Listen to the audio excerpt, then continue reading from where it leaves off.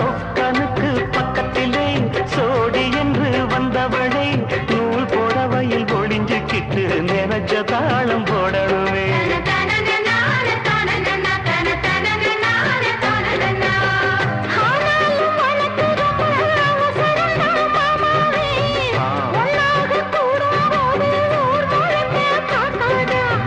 பார்த்தாலும் தவறு இல்ல பனியுறங்கும் ரோசாவே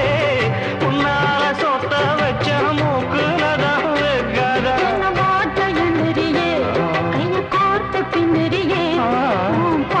பாடி பலவிதமாக சேட்ட பண்ணுறியே